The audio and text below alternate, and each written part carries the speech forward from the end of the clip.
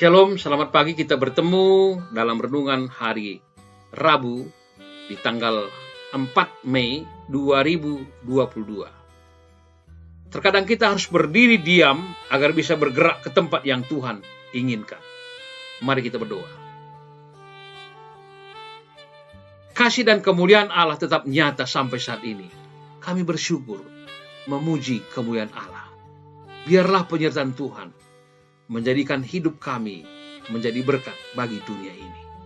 Dalam nama Tuhan Yesus, kami berdoa. Amin.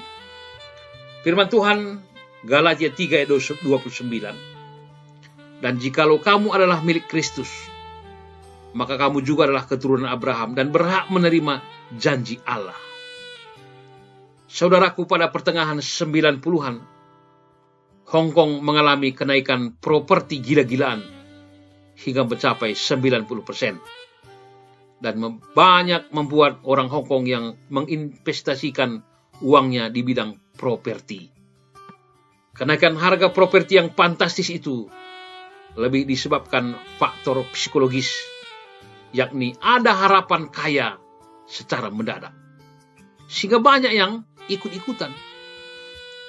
Tapi tahun 1997, krisis ekonomi melanda Asia.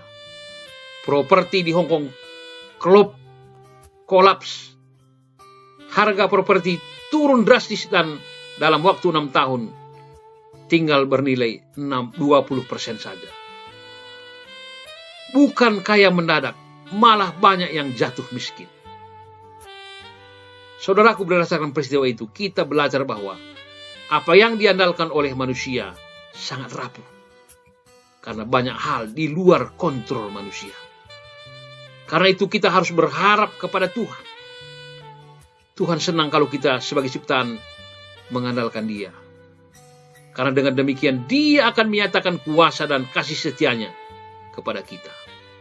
Mari kita juga bersandar penuh pada Dia sebagai sumber pertolongan dalam setiap pergumulan hidup. Jika dengan kemahatauannya Tuhan mampu merancang alam semesta yang begitu rumit ini, maka Tuhan juga mampu menopangnya hingga masih bisa ada hingga detik ini juga. Saudaraku, kita percaya bahwa Allah yang telah menyertai bangsa Israel di padang gurun adalah Allah yang maha hadir dalam setiap perjalanan hidup kita. Maka Tuhan sanggup menyertai kita melewati sakit, penyakit, problema rumah tangga, persoalan ekonomi dan sebagainya. Timbul pertanyaan, jika Tuhan menjaga anak-anaknya dari segala macam celaka, mengapa ada orang Kristen yang mendapat musibah? Ingat, Tuhan Yesus berkata, bukankah burung pipit dijual 2 ekor seduit? Namun seekor pun daripadanya tidak akan jatuh ke bumi di luar kehendak Bapakku. Beriman bukan berarti kita bebas dari kesusahan. Tetapi semua kesusahan yang menimpa kita berada dalam kendali Tuhan.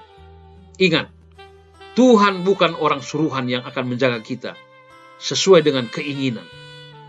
Tuhan adalah Allah yang berdaulat, yang akan menjaga kita berdasarkan hikmat dan rencananya, yang tidak terselami oleh akal pikiran manusia. Kalau kita mengerti penjagaan Tuhan, maka kita akan mempunyai kekuatan yang luar biasa untuk menghadapi kehidupan. Dan apapun yang terjadi, kita tidak akan pernah membuat putus asa. Hendaknya kita ini menjadi kekuatan untuk menjalani hidup dan melewati segala permasalahan dengan tetap setia bersandar pada janji Tuhan. Tuhan, inilah yang ku mau, yakni tetap menjaga hatiku, memelihara hidupku, sehingga kehidupan kita akan selalu memancar kemuliaan Allah di tengah-tengah dunia ini. Amin. Nyanyian rohani kita, hanya dekat kasih-Mu Bapa. Menjuah-juah, salam sehat, Tuhan Yesus memberkati.